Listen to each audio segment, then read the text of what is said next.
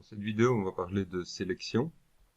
Alors, la sélection, on en a déjà parlé assez bien pour quand on était dans la vidéo sur l'outliner, quand on a parlé de la sélection ici avec les raccourcis CTRL, SHIFT.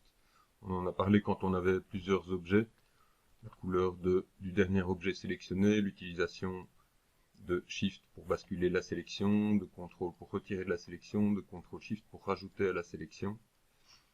Donc ça, c'est des choses qui sont toujours d'application, qui vont être toujours d'application, mais on va aller voir vraiment la sélection des composants. Donc on se souvient aussi de la possibilité de venir choisir le dernier objet sélectionné ici. Alors, pour les composants, on a parlé de la possibilité de changer de composants, enfin de passer du mode objet à un des trois modes de composants, éventuellement le mode multi ou les UV, qui correspondait donc au développement de notre forme ici. Alors la sélection, c'est vraiment quelque chose de très important. On va déjà remontrer un peu l'idée de passer d'un composant à l'autre, donc revenir au mode objet, clic droit en haut à droite, les edges au-dessus, les vertex à gauche et les faces vers le bas. On peut aller vraiment très vite. Donc ici, ça permet vraiment, quand on est un peu habitué, je veux des vertex, je vais vers la gauche, je veux des faces, je vais vers la droite. Alors, une des premières choses qu'on va regarder, c'est quelques-uns des paramètres qu'on va trouver ici en haut, qui sont donc des paramètres qu'on va retrouver ici au-dessus. Notez bien que certains de ces paramètres sont communs. Voilà, ici on va retrouver ces paramètres ici. Donc c'est des paramètres qui sont communs à la sélection et au déplacement, à la sélection et à la rotation. Donc c'est les Common Select Options ici. Donc je vais commencer par regarder ces différentes options ici. Donc on trouve notamment la possibilité de faire un highlight des backface. On va d'abord comprendre ce que c'est le highlight. Et le highlight, c'est simplement le fait que quand je survole un élément, ici une face, elle est sélectionnée, on voit qu'elle est rouge. Si je survole une face qui est déjà sélectionnée, elle est verte. Et du coup, quand je reclique dessus,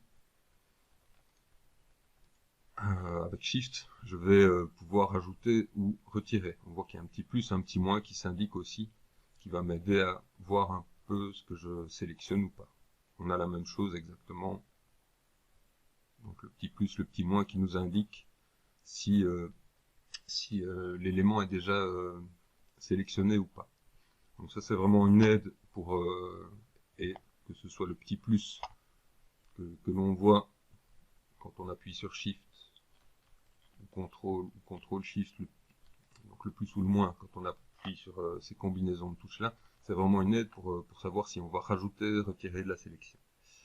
Alors il y a un autre highlight qui sera présent quand on va activer la symétrie. Je reparlerai de la symétrie après, mais si je survole ici mon objet et que j'ai activé une symétrie gauche-droite, j'ai cette fois, à la place du vert, j'ai du bleu. Donc, on sait qu'on va rajouter à la sélection, mais en symétrie. Donc le highlight, il a quelques petits réglages possibles. On a la possibilité ou non d'avoir un highlight, donc si je viens ici, on efface plutôt. On a la possibilité d'avoir le highlight sur les faces cachées ou pas. Donc, si je décoche ici, je vois que je n'ai plus le highlight sur mes faces inversées, ce qui ne m'empêche pas de les sélectionner. Alors, on a ici une case qui me permet de faire un highlight du composant le plus proche. Je vais montrer ça, un exemple ici. Je viens en vertex ici et j'ai en fait une sphère que j'ai découpée ici. Alors, très mauvais exemple. Donc ici, ben, je vois que c'est vraiment, non, c'est pas un très mauvais exemple du tout. En fait, ma case n'est pas cochée. Et donc c'est pour ça que je n'arrive pas à choisir mon vertex. Donc je ne sais pas, quand j'ai ici, j'ai découpé le dessus de ma sphère, je ne sais pas quel vertex je choisis. Et c'est un peu choisi aléatoirement. Si je coche ici Highlight Nearest Component, je vais pouvoir venir précisément choisir le vertex de cette face-ci, par exemple. Donc il suffit que je survole une face pour qu'il aille chercher le vertex qui est le vertex de cette face-ci. Et donc on voit dans des situations particulières que ça pourrait être vraiment très très intéressant. Donc il y a vraiment l'idée, il suffit de survoler, ça marche très bien en vertex. On voit tout de suite que ça permet de venir chercher le vertex. On voit le highlight qui se précise assez rapidement ici, alors qu'on est au milieu de la face. Dès que je décoche ceci, il faut vraiment, vous voyez, j'ai plus de highlight, il faut vraiment que je me rapproche très fort, donc il y a une sensibilité en nombre de pixels autour de mon vertex pour que je puisse venir le chercher. Mais c'est vraiment dans des situations comme celle-ci où on a des vertex qui sont superposés que ça devient vraiment utile. Donc cette case-là, vous pouvez vraiment la laisser cocher tout le temps. Alors, je vais supprimer cet objet-là. Alors, je vais regarder ici ce qui se passe quand je me mets en off. Donc ici, je fais une sélection.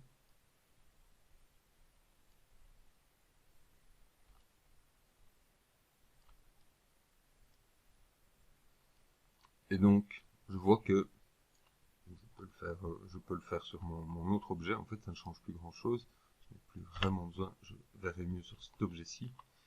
Donc ici, il y a l'idée de, je fais une sélection de zone sur tout mon objet et je vois que tout est sélectionné. Donc je n'utilise pas la caméra pour ma sélection. Si par contre je suis ici en on, j'utilise ma caméra pour la sélection et très simplement, ben, il ne va sélectionner que ce qui est visible dans ma caméra. Donc on voit que ça a sélectionné ce qui est orienté et ce qui est devant ma caméra. Donc ici, c'est intéressant cette forme-ci pour tester ce paramètre. Ici, on voit bien que ça n'a pas été sélectionné ce qui était orienté vers la caméra mais invisible, ou ce qui était orienté dans la direction opposée à la caméra. C'est vraiment une sélection qui n'ira pas chercher ce qui est invisible. Donc ça nous permet parfois d'être sûr de ne pas faire d'erreur et de ne pas aller chercher des choses derrière, mais c'est parfois pas du tout ça qu'on attend. Donc, parfois on a vraiment envie, et la plupart du temps je dirais on a envie, on a le mode auto aussi qui va fonctionner. J'avoue que j'aime autant savoir ce que je fais, donc mettre sur on ou off. Mais on a parfois envie d'avoir par exemple toute la boucle ici, en avant, en arrière, et dans tous les cas, ben, le mieux ce sera toujours soit de regarder avec la transparence ce qu'on a sélectionné, donc ça permet aussi, ben, quand on est en perspective, de savoir un peu mieux ce qu'on sélectionne, soit de travailler, non pas en smooth shade, mais en wireframe, et de la même manière, on pourra bien visualiser ce qu'on sélectionne. Donc c'est vraiment important d'avoir un petit œil ici, peut-être de le mettre en off, mais en tout cas, d'utiliser les affichages quand on fait de la sélection pour savoir exactement ce qui est sélectionné, surtout quand on débute dans Maya, ben, il faut vraiment prendre le temps de savoir ce qu'on fait. Donc si par hasard ben, vous voulez remonter une boucle et que vous aviez imaginez que vous travaillez ici comme ça un peu à l'aveugle et que vous faites une sélection ici, vous ne savez pas exactement ce que vous avez sélectionné, vous pensez remonter toute la boucle et en fait vous êtes en train de casser toute votre modélisation. Donc ça il faut faire vraiment attention. Voilà. Donc, prenez vraiment le temps au début de soit utiliser la transparence, soit utiliser ce mode d'affichage-ci, en tout cas de bien comprendre, de tourner de tourner votre vue pour comprendre exactement si votre sélection est correcte. Alors, de la même manière, je pourrais faire la remarque que Ça peut être vraiment dangereux de travailler dans la perspective quand on fait des sélections. Donc ici, j'ai l'impression que je fais une sélection correcte, mais en fait, par derrière, j'ai été sélectionner des vertex que je ne voulais pas. Ici, j'ai une forme qui est encore assez simple, mais on aura vite des formes plus compliquées dès qu'on modélisera, ne fût-ce voilà, dès qu'on modélisera des pièces un peu plus complexes, on aura vite des sommets derrière qu'on ne s'attend pas à avoir sélectionnés.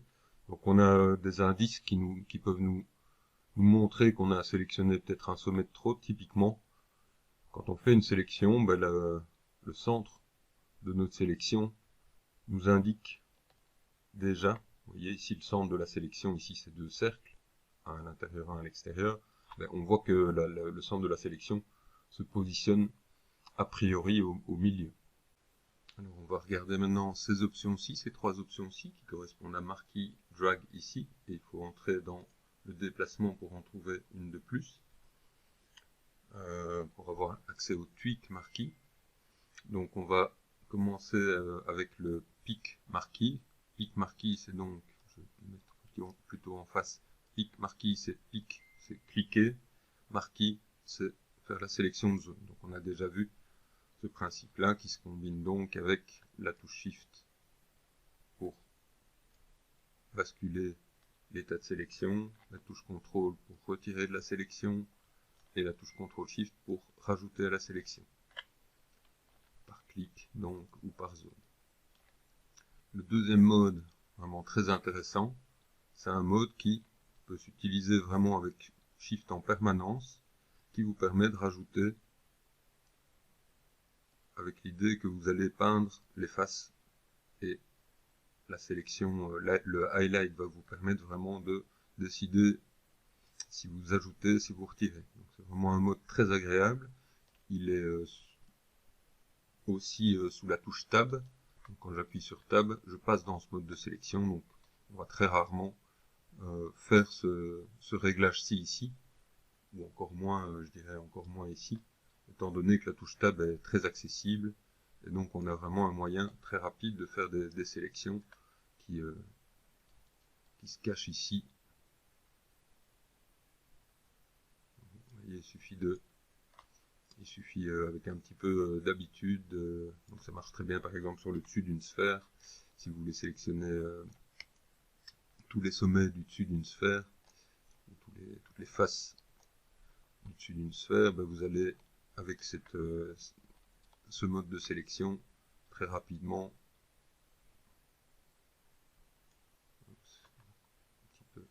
un petit peu loin, vous allez avec ce mode de sélection rajouter simplement, et ça ne fera que rajouter ou que retirer. Donc un mode vraiment très pratique, le raccourci Tab, la touche Tab.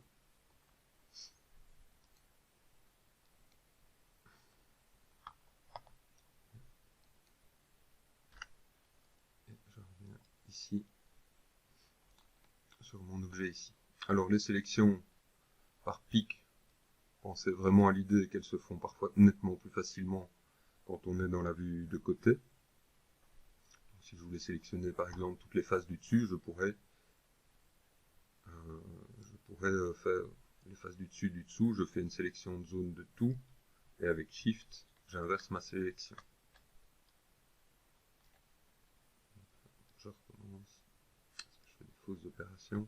Donc voilà, ici j'ai sélectionné tout ce que je ne veux pas sélectionner, et je désélectionne, j'inverse la sélection, et j'obtiens une sélection très rapidement des faces du dessus et du dessous.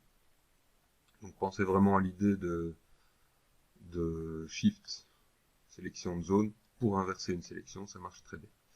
Sélectionner tout, on peut faire ça, on peut faire aussi un double clic. Donc, on va obtenir quelques raccourcis qu'on trouve ici, All, Deselect, mais a priori une sélection de zone surtout, cliquer dans le vide. Alors je continue avec le troisième mode ici, donc cliquer et dessiner des rectangles, peindre la sélection. On a éventuellement le Pen Selection Tool qui va nous permettre, ici on a un pinceau et on a le raccourci B pour augmenter ou diminuer la taille. On peut aussi changer cette valeur-là ici, et on pourrait, comme ça, faire notre sélection avec un outil de pinceau. Je n'utilise pas beaucoup cet outil-là, j'utilise encore moins cet outil-là qui me permet de faire des sélections lasso. Ça existe, c'est parfois utile. Pour aller travailler avec ce mode Tweak Marquee, il faut être non pas en sélection, mais il faut être en déplacement, rotation ou mise à l'échelle. Je vais me mettre en déplacement et regarder ce que fait ce mode Tweak Marquee. Et le mode Tweak Marquee, vous voyez, fait disparaître mon manipulateur. Qu'est-ce qu'il va faire ce mode Tweak Marquee? Il va directement sélectionner une face et directement elle se déplace. Donc en fait, je n'ai plus la possibilité ici d'avoir mes axes. C'est vraiment ces trois cases-ci qui vont définir mon mouvement. Si par exemple je prends Y, je ne vais faire que monter et descendre des faces. Donc c'est un mode qui peut être vraiment très intéressant. Vraiment très intéressant même parce qu'il me permet d'aller très vite. Donc, si je veux par exemple repositionner soit des faces, soit des vertex et aller très vite, je peux ici très rapidement simplement utiliser ce mode Tweak Marquee pour remonter toute une boucle, lui donner un design une forme qui va me plaire.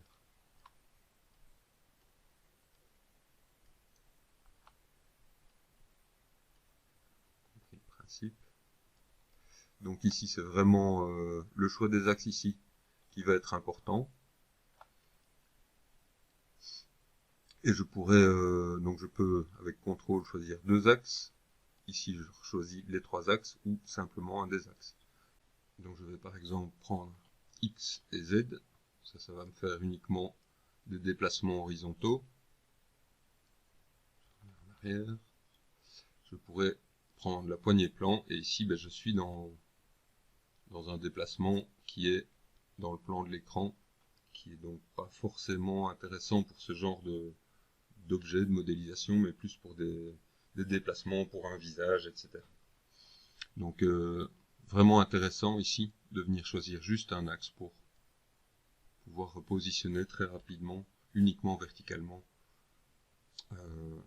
un seul composant à la fois. Donc ça va typiquement fonctionner avec un seul composant à la fois. Si je voulais plusieurs composants, il faudrait que je désélectionne, je fais une sélection de zone, et là je peux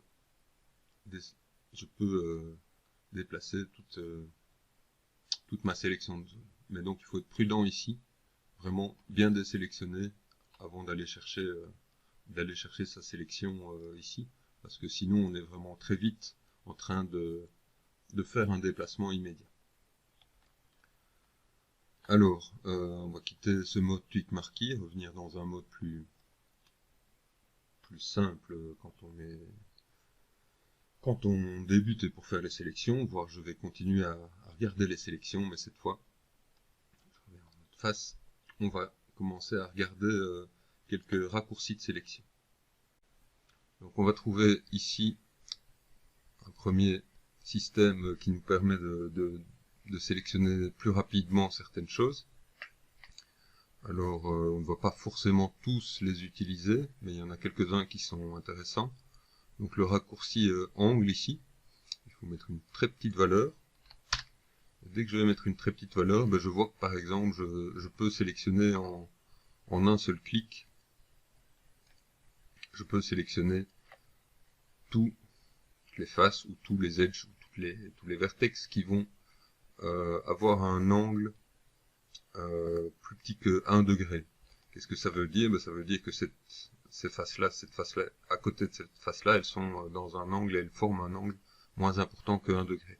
Si j'augmente la valeur, je vais mettre 15. Je vais essayer une valeur un peu plus élevée, 20. Non, il faut un peu plus, 25. Voilà, je commence à voir que ça vient sélectionner des bandes, des ensembles de faces qui sont quand on voit la courbure de l'ensemble du groupe de faces ici, cette courbure fait un angle maximum de 25 degrés. Si je vais jusqu'à 80, je vais prendre beaucoup plus. Donc on voit que je prends presque directement un un demi-pipe ici, une demi-zone ici, et ça veut dire en fait que la première et la dernière face forment un pli de moins de 80 degrés. Donc si je dépasse 90 degrés, je vais pratiquement tout sélectionner ici, sauf ce qui est en dessous. Donc voilà, on retient en tout cas que ne fût-ce qu'avec une petite valeur, ça nous permet de prendre toutes les faces qui sont pratiquement coplanaires, qui sont dans un même plan. Alors, la sélection border me permet de sélectionner d'un seul coup tous les edges de bordure. Donc si j'avais des faces qui étaient supprimées, cette sélection, contrainte de sélection, je peux l'activer ou la désactiver très facilement avec le bouton du milieu sur la flèche, va me permettre de sélectionner tout ce qui entoure la bordure. Donc c'est typiquement en mode vertex ou en mode edge qu'on va faire cette sélection là. Je reviens un peu en arrière pour combler mes trous. On va trouver ensuite edge loop ou edge ring. Je suis plutôt ici en edge et je vois que je sélectionne directement comme ça, directement ce qu'on appelle une boucle. Donc une boucle, je vais la regarder ici. Une boucle, c'est vraiment l'idée qu'on a tous les edges en continu qui traversent chaque fois. Ici, je traverse un edge à gauche, un edge à droite. Et quand je suis ici, il y a un moment donné où j'arrive à une sorte d'embranchement à une étoile à 5. Ici, donc je vais m'arrêter. La boucle va s'arrêter sur des embranchements où elle ne sait plus déterminer ce qui est l'edge en face. Donc ici en face, j'ai deux edges. Donc ma boucle s'arrête ici à cet embranchement-là. Donc on voit ici quelques exemples. Ici, on voit que je vais faire le tour avec une boucle parce que j'ai chaque fois un embranchement en face, en face, en face. Si je prends ici, je vois que je m'arrête ici parce que cet edge-ci ne va pas être sélectionné parce que j'ai des embranchements qui m'empêchent de continuer ma sélection de boucle. Alors, dans le cas ici, j'ai un embranchement, mais je sais passer par l'intérieur, je reviens par l'extérieur, je remonte par en bas. Donc c'est normal ici que ma boucle se sélectionne complètement comparé à ici. Donc ça c'était la sélection de boucle. On a la sélection de ring. Cette fois les rings, c'est tous les edges qui sont simplement parallèles. Donc on va d'une face à 4 côtés à une face à 4 côtés. Donc on voit quelques exemples ici. Alors dans cet exemple-ci, le ring va s'arrêter ici parce que j'ai des triangles. Et ici, face à 4 côtés, on est chaque fois sur l'edge parallèle. Donc ring c'est l'anneau, loop c'est la boucle, shell c'est l'idée que on va prendre tout, ce qu'on appelle un shell. Alors on aura un shell quand je vais d'abord supprimer quelques faces.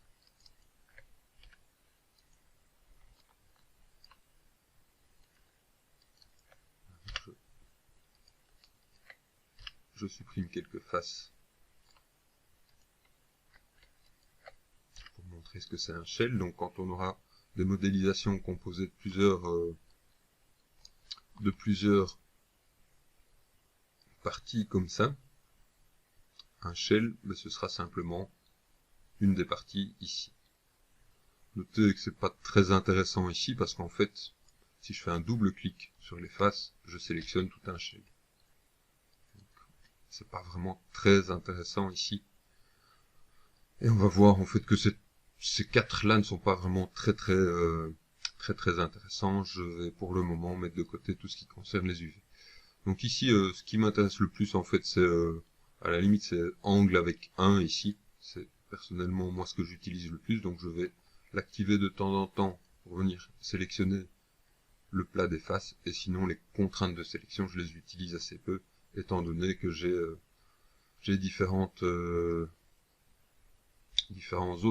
d'autres raccourcis pour venir sélectionner. Ici double clic sur une bordure va me sélectionner toute la bordure, donc je dirais que j'utilise assez peu ces contraintes de sélection. Je reviens en arrière. Je vais combler mes trous.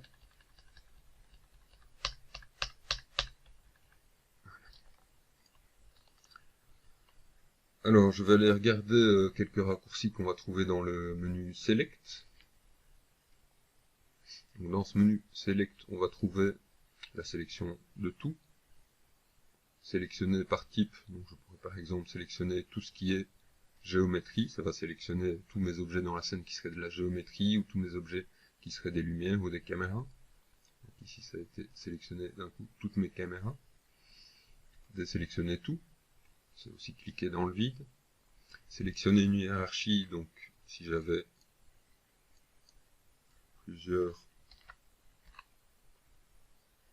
objets en hiérarchie, comme on avait fait dans la vidéo sur l'outliner. Si je sélectionne un objet, sélectionner la hiérarchie va sélectionner tout ce que contient la hiérarchie. Je viens de nouveau en face ici. Alors on a le Select Similar qui va, si j'ai une face sélectionnée, aller sélectionner toutes les faces qui ressemblent à cette face-là. Je vais essayer différentes situations. Donc on voit que il va réussir à resélectionner toutes des faces qui ont l'air semblables. Donc ici c'est pas toujours très précis. Donc en fait on a un seuil ici. Je vais rendre le seuil un peu plus élevé.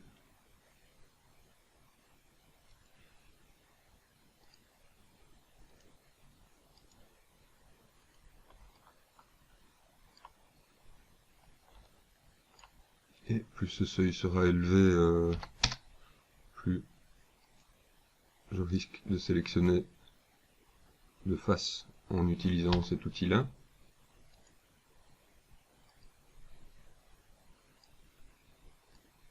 Donc ici, tout ce qui est proche à 6 cm va être sélectionné. On voit que progressivement, ça peut me permettre de faire des sélections de faces qui ont des formes vraiment similaires. Donc ici, il est peut-être un peu trop élevé. Il va chercher des faces qui ont des dimensions plus ou moins à 6 cm près.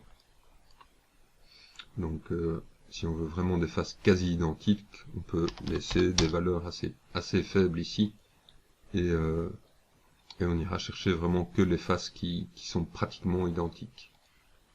Ici, au-dessus et en dessous. Donc le Select Similar peut être vraiment intéressant dans certaines situations. Alors on a deux raccourcis ici qui sont vraiment très intéressants. C'est le Grow et le Shrink. Donc on a le plus grand et le plus petit. On a la touche sur le clavier qui va nous permettre d'agrandir ou de diminuer la sélection. Ça c'est vraiment un outil que moi j'utilise en permanence. Donc on a vraiment ce raccourci là juste à droite de la touche Shift pour le plus petit, et avec Shift cette touche là pour le plus grand. Donc, moi j'utilise ça vraiment en permanence. On utilise par exemple ça pour si je suis sur une sphère.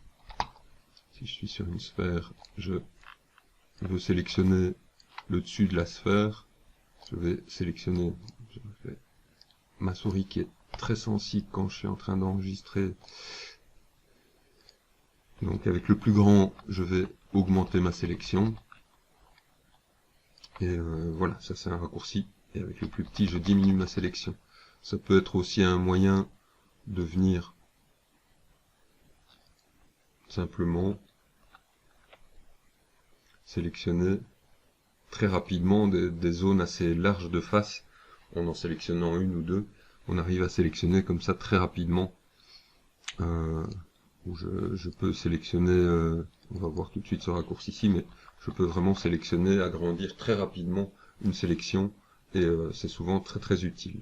Donc c'est les touches plus grand, plus petit, à gauche de la touche W sur le clavier.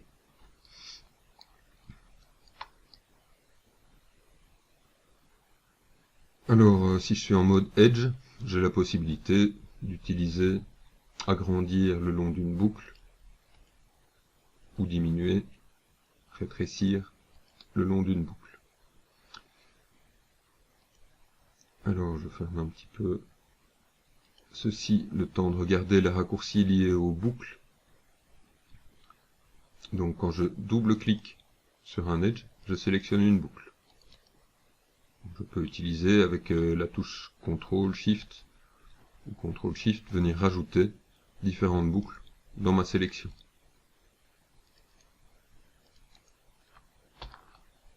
Donc ça c'est une opération qu'on fera vraiment très régulièrement et donc je peux vraiment combiner avec la désélection de boucles, donc simplement le double-clic. Alors c'est pas tout, je peux aussi sélectionner des portions. Donc Shift, double-clic, ça me permet de sélectionner des portions de boucle. Donc clic, double-clic, je vais me mettre plutôt en sélection simple, faites vraiment le test. Donc, clic, Shift, double-clic, ça me permet de sélectionner une portion de boucle entre deux edges. Alors on a la sélection d'anneaux. Il faut cette fois aller sur le voisin. Donc je clique sur un edge, je vais sur le voisin et je vais sélectionner le ring, c'est-à-dire tous les edges parallèles, et je peux faire des portions de ring en allant sur le premier et le dernier. Ici j'en voulais 4, je ne vais pas, donc pas sélectionner tous ceux qui sont derrière. Un autre exemple ici. Et je n'ai pas été sélectionné ceux à l'intérieur. Donc ça va être souvent utile aussi, mais on utilise surtout les boucles, mais parfois c'est parfois utile d'aller chercher les rings aussi. Donc on peut également combiner avec Shift enfoncé, je peux sélectionner comme ça certaines bandes de face comme ça verticales, certains anneaux de ring de face d'edge verticaux. Alors on a je réfléchis si donc on a derrière le contrôle clic droit, on va trouver certaines choses qui pourraient être utiles ici. Donc par exemple j'ai sélectionné tout mon anneau ici, je pourrais convertir ceci en edge loop. Et je viens sélectionner comme ça tous les edge loops depuis tous les edges que j'avais sélectionnés. Donc je sélectionne 3 edges ici. Je peux convertir, donc je suis dans le contrôle clic droit, aller chercher tout edge loop. On a également le to edge loop and delete qui va directement sélectionner la boucle et la supprimer.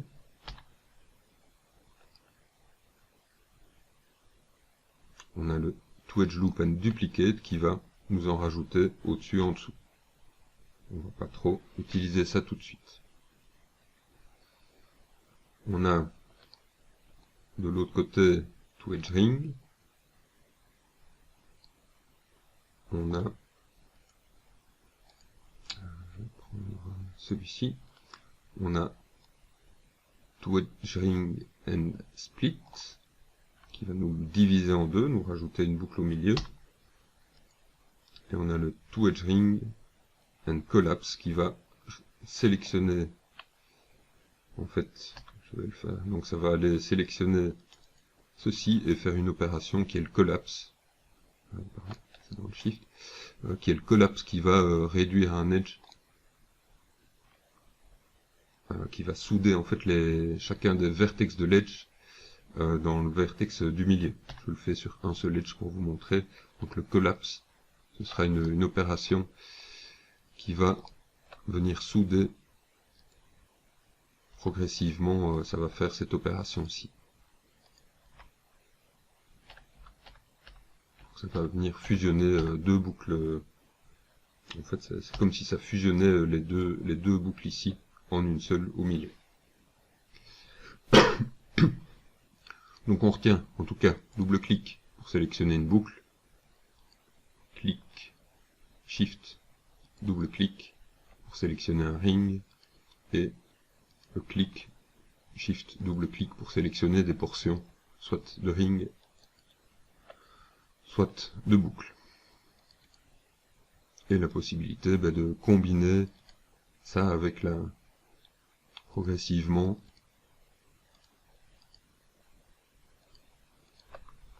de venir dessiner comme ça des portions et venir faire des dessins comme ça de sélection progressifs. Donc ça, entraînez-vous vraiment avec ces différents raccourcis pour faire des expériences. Alors on va retrouver en vertex plus ou moins la même chose. Donc si je peux sélectionner une boucle de vertex comme ça, ou venir avec le double-clic, rajouter des vertex qui sont entre deux vertex sélectionnés. Je clique une fois, double-clic avec le Shift, je peux venir sélectionner tous les vertex entre deux vertex. Il faut bien sûr pour ça être sur, donc si je fais ça et le double-clic ici, il va me sélectionner tout, parce que le double-clic dans un premier temps sélectionne tout. Donc clic et je vais un peu plus loin sur la même boucle d'edge, et je viens sélectionner tous les edges, tous les vertices qui sont sur la même boucle d'edge. J'espère que je ne fais pas trop d'erreurs en parlant.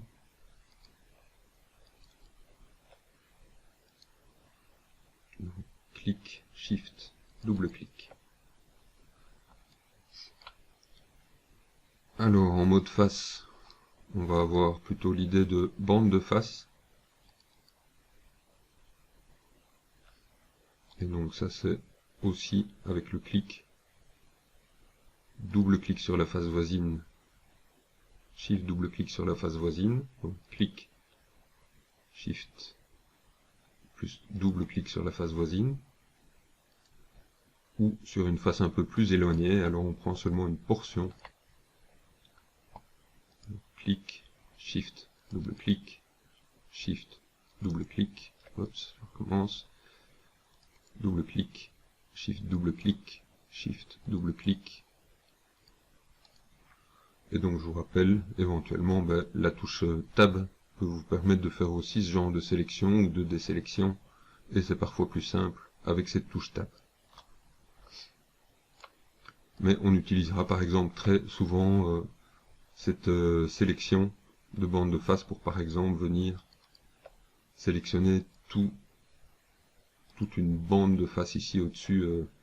Donc c'est des raccourcis qui sont quand même vraiment très utiles. Tous ces raccourcis se retrouvent écrits dans le PDF. Si vous voulez les retrouver, vous les retrouverez simplement dans le PDF. Entraînez-vous vraiment avec ces sélections-là, qui nous permettront de venir ensuite les utiliser pour déplacer des objets, pour venir faire nos extrusions. On aura vraiment besoin de ces raccourcis-là en permanence.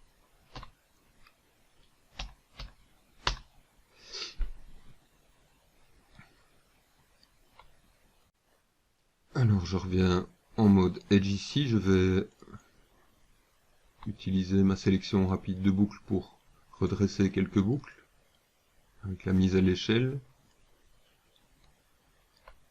Je vais aller regarder la suppression, donc la touche Delete. Je vais commencer en mode Edge. La touche Delete toute seule peut être dangereuse ici. Si je viens voir ce qui s'est passé en mode Vertex, je vois que les vertex derrière sont restés. Je reviens un peu en arrière. Je reviens en mode Edge. Donc on a en fait deux possibilités pour supprimer, soit la touche Delete qui donc laisse les vertex, et j'ai CTRL Delete qui va faire une suppression beaucoup plus propre. Donc quand je suis en Edge, souvent je préfère le CTRL Delete, sauf si j'ai un seul Edge. Si j'ai un seul Edge, ça fonctionne très bien. Si j'ai une boucle d'Edge, je vais faire, si je fais Delete, je vais laisser un vertex derrière. Si je fais CTRL Delete, je ne laisse pas de vertex derrière. Alors, on va aller regarder le Delete en mode vertex. Donc ici, pas de problème, le delete fonctionne très bien. Je peux même assez largement ici faire un delete, il ne va rien se passer sur une forme comme celle-ci.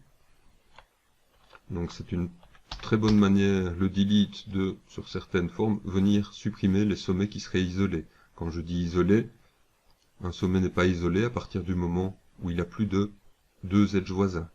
Donc s'il en avait 2, 3, ça ne poserait pas de problème. Donc, delete me permet de supprimer, comme ça, tous ces vertex qui seraient un peu perdus sur des edges.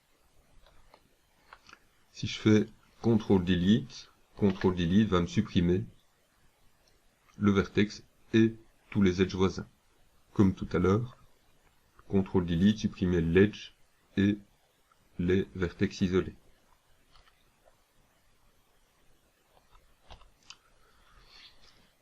Donc, delete ou CTRL delete, on va les regarder en mode face, et en mode face, le CTRL delete ne fait pas spécialement quelque chose différent de delete. Donc ici en mode face c'est plus simple, on sélectionne plusieurs faces, on les supprime simplement avec la touche delete. Alors on va aller voir comment on pourrait reboucher un trou. Donc on va double-clic, sélectionner la bordure. On peut aller faire un fill all. Alors notre face ici, elle a autant de côtés qu'on avait d'edge.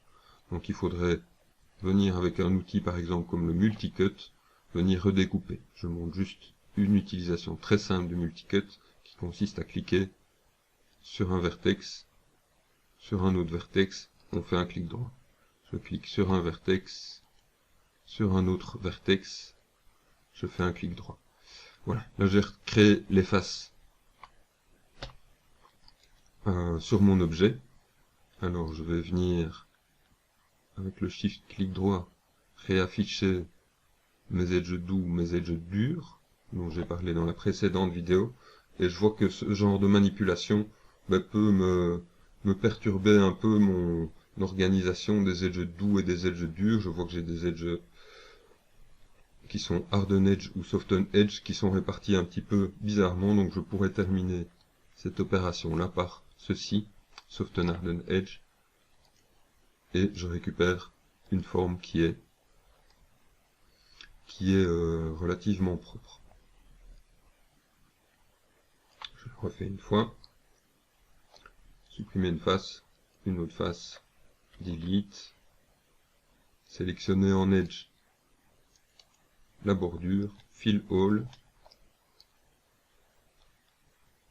remplir le trou, le multicut, l'outil multicut qu'on retrouve aussi ici, qui va me permettre de refaire une découpe là où il en manquait une.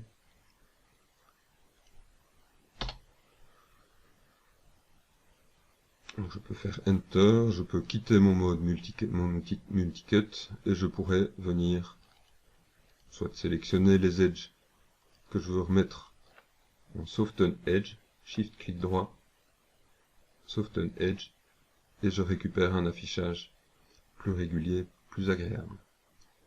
Donc je suis dans mon affichage, si vous vous souvenez de la fois passée, mon affichage Soft Hard Edge ici.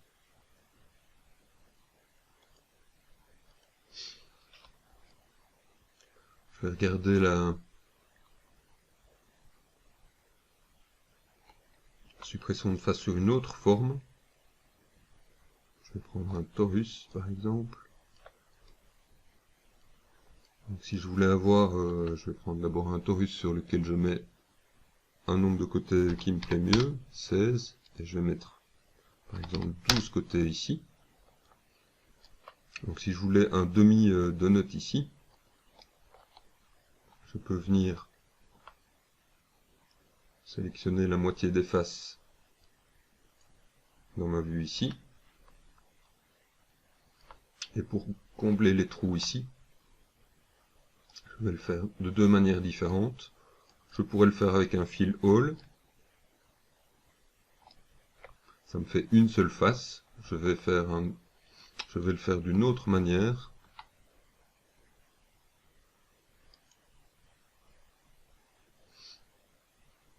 Je vais venir double-cliquer, sélectionner toute la sélection. Je fais un Shift clic droit vers le bas. Je fais un Shift clic droit vers le haut. Je vais souder tous les edges que j'ai créés au centre. Et je viens de me créer d'une autre manière. J'ai retrouvé un peu ce qu'on trouve sur le dessus d'un cylindre, par exemple.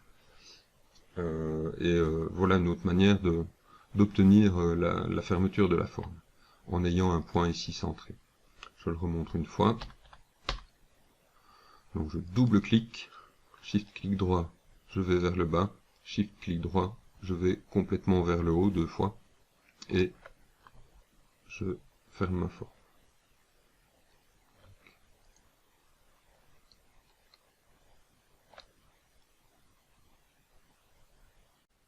Alors l'idée de supprimer des faces, de rajouter, de remplir un trou avec fill all, de venir redécouper avec le multi-cut, faire cette opération aussi qui consiste à faire une extrusion sans rien faire et puis souder au centre, c'est déjà de la modélisation. Je les montre parce que c'est des petites opérations qui pourraient vite devenir rapidement intéressantes, des petits trucs très simples pour reboucher proprement des trous, aussi corriger les soften harden edge, c'est des petites choses qui sont déjà un peu de la modélisation. Donc je reviens dans ce cours-ci, je me concentre sur la sélection, donc j'y reviens. Je vais aller regarder sur un plan.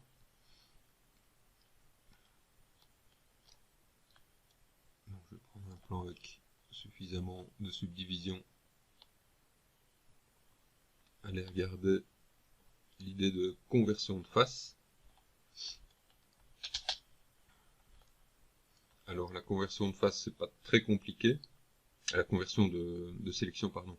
C'est pas très compliqué. C'est l'idée que quand j'ai quelque chose qui est sélectionné, avec la touche contrôle, je peux effectuer des conversions. Alors on voit ici les raccourcis. Donc on va convertir la sélection en face ou convertir la sélection en périmètre de face. On ne va pas voir ça tout de suite au début. Mais ici, si j'appuie sur CTRL, ben, je vais prendre en fait toutes les faces qui touchent les vertex que j'ai sélectionnés. Donc ça a une certaine tendance à s'agrandir comme ça. Ou tous les edges qui touchent ma sélection. Toutes les faces qui touchent ma sélection d'edge. Tous les vertex qui touchent ma sélection de faces. Si j'appuie sur CTRL SHIFT, je vais venir chercher le périmètre. Donc si par exemple j'étais ici, je viens chercher le périmètre et j'ai la sélection de tous les vertex qui touchaient le bord de ma sélection.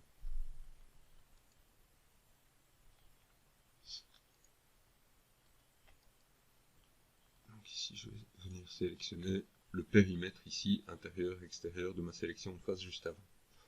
Alors on a d'autres moyens que ces raccourcis ici. On pourrait retrouver ces conversions de sélection par ici. Donc, polygone. Donc on retrouve nos raccourcis ici, F9, F10, F11. La conversion, elle est ici. Donc on a toutes sortes en fait de conversions qui peuvent être parfois très intéressantes. Certaines qui sont liées aux UV dont on reparlera plus tard. Mais on voit que, par exemple, ici j'ai tout fait espace. On va regarder ce que fait le tout fait espace. Si je fais tout fait espace, ben, il va aller chercher les deux chemins de face qui passent par ici. Tout fait espace, il vient chercher toutes les faces qui sont traversées, enfin les chemins qui partent dans un sens ou dans l'autre ici. Si je vais chercher to edges, il prend tous les edges. To contain face, il va aller chercher toutes les faces qui sont contenues dans ma sélection de faces. Je reviens ici, je pourrais avoir le face perimeter, le to face, il va me prendre toutes les faces qui sont touchées par les edges qui étaient sélectionnés.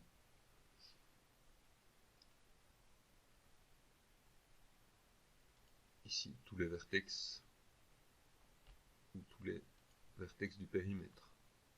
Alors, plutôt que de passer par le menu Select, ou par les raccourcis, on a encore une autre possibilité qui consiste à, je vais prendre 3 vertex ici, à faire un contrôle-clic droit. Et ici, on va trouver la conversion, par exemple, en face. Et je peux choisir ici, de manière assez lisible, par exemple, la conversion des vertex en face, et ça va prendre toutes les faces qui sont touchées par la sélection de vertex qu'on avait. Contrôle-clic droit, je vais aller chercher les edges du périmètre ici. Et donc je me retrouve un peu plus simplement, je trouve c'est un peu plus simple de s'y retrouver, de bien pouvoir lire, contrôle-clic droit, de bien pouvoir lire qu'on veut convertir telle sélection en périmètre de vertex ou en vertex. Voilà, je préfère cette solution-là, souvent quand je veux faire ce type de conversion de sélection. Et donc on va retrouver le tout fait espace, on va retrouver toutes sortes de conversions, encore d'autres ici, je peux convertir ça en shell, ici il n'y a qu'un shell donc il va prendre tout, donc le shell je vous rappelle c'était, donc je vais convertir d'abord en fait espace, supprimer, un shell c'est ceci, donc si je veux faire une conversion en shell, je prends une face à gauche, une face à droite,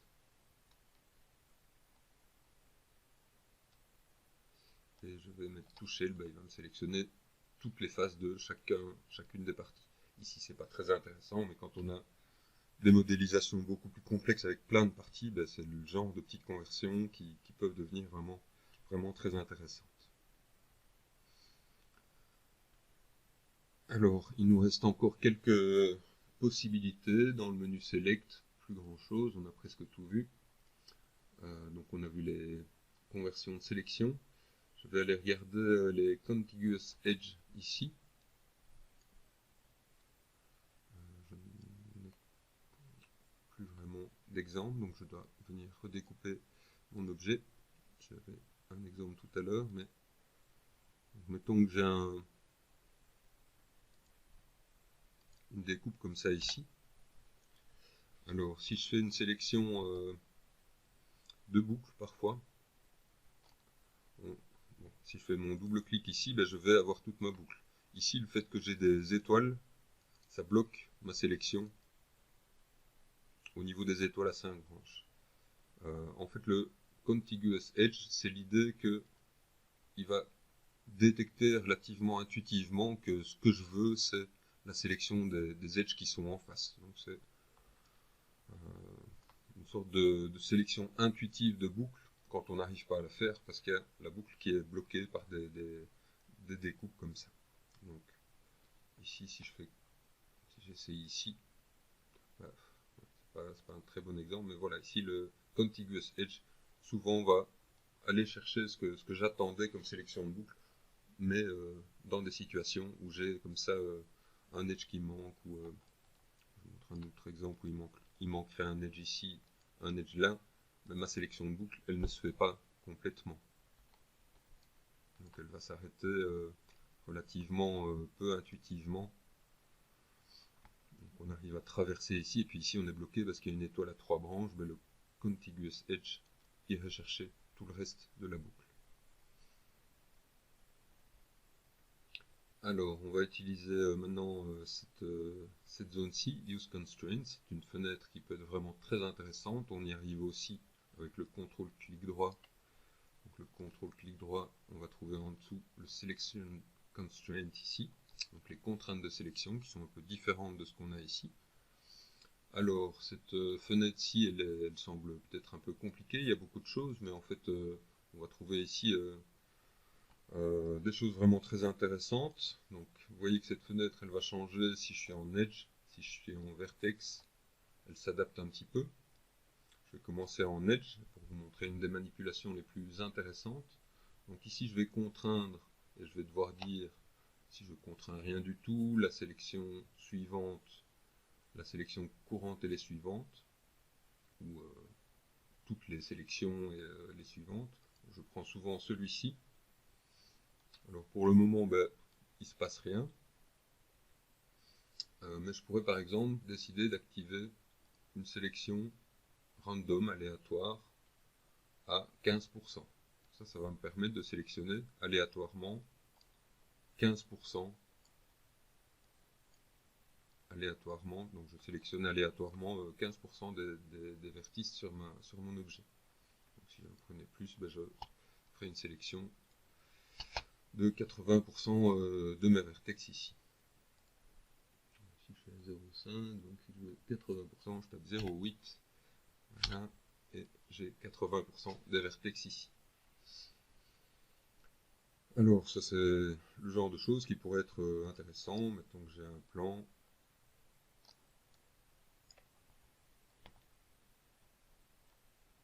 Et je veux, sur un plan où j'ai vraiment beaucoup de vertex, je veux très rapidement faire des déplacements un peu aléatoires de mes points pour faire un truc qui est par exemple un peu bruité comme ça. Je fais plusieurs sélections successives et je fais des mouvements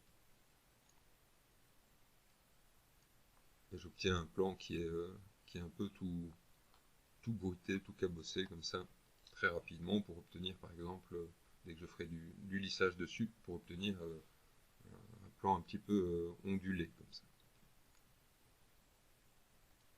Alors, un autre exemple qui est très très intéressant, donc je vais décocher ceci, c'est l'idée de venir sélectionner tous les harden ou soften edge. Donc, je prends cet objet-ci, je vais faire un soften harden dessus, basculer mon affichage en soft hard edge ici.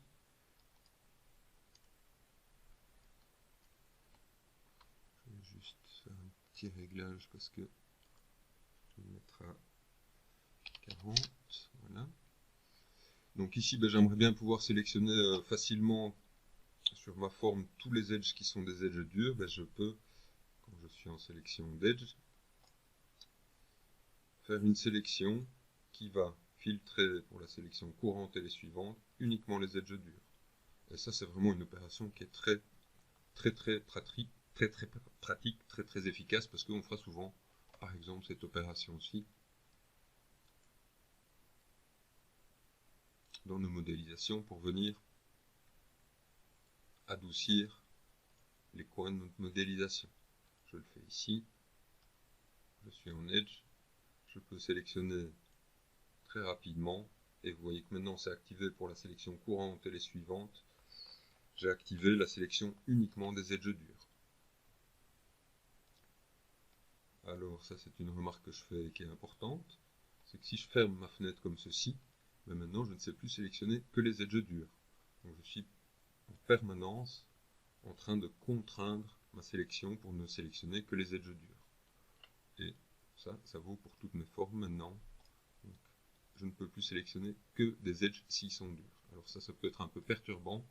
Donc, quand on utilise les contraintes de sélection, il faut faire attention de fermer en faisant un close and reset pour faire l'équivalent de disable all, se remettre dans la configuration d'origine.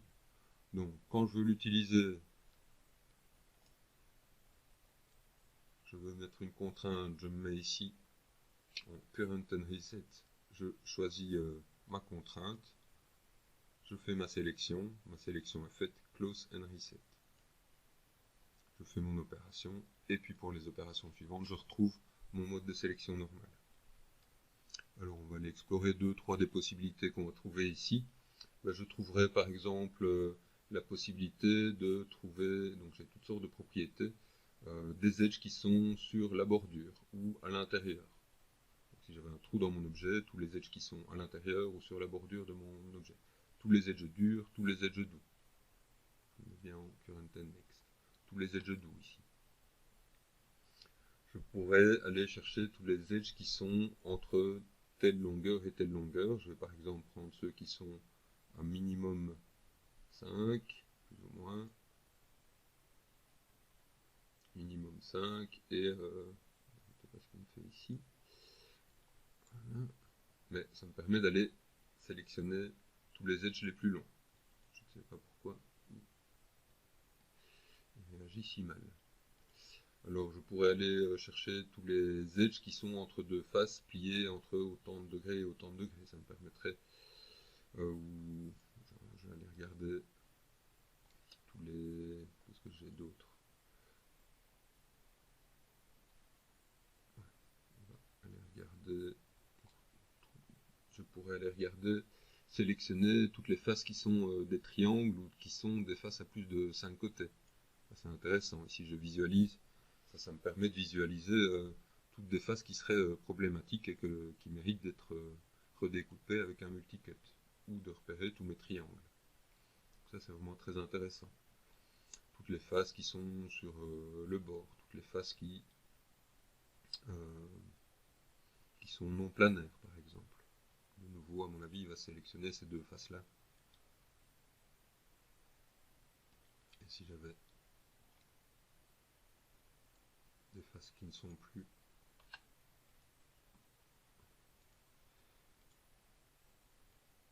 droites, non planar, il va venir me sélectionner aussi continuer à le considérer comme planaire.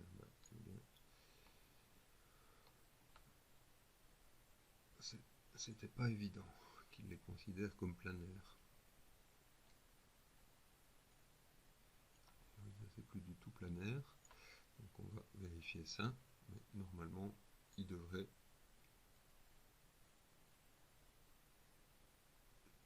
Ah oui, non, elles ne sont pas à 5 côtés, donc il faut que je désactive ça pour qu'il les détecte aussi.